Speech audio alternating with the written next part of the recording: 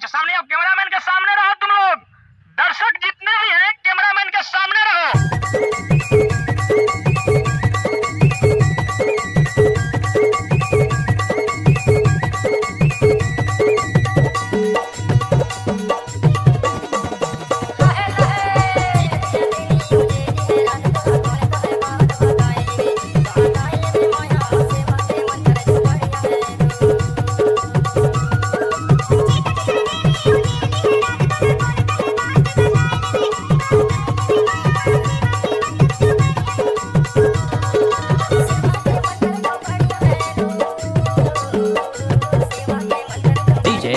बल्लू धुर्वे चौगान टोला वाले।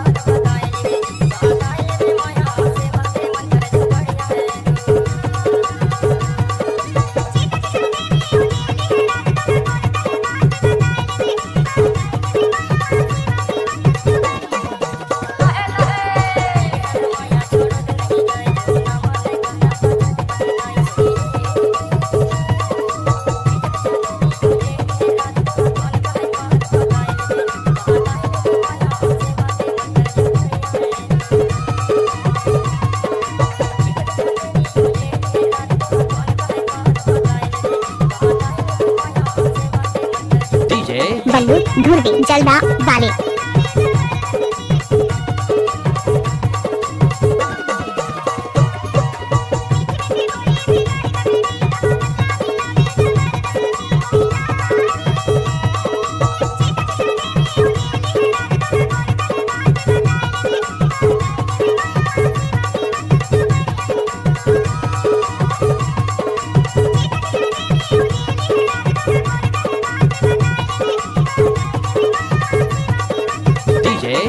बल्लू धुर्वे चौगान टोला वाले।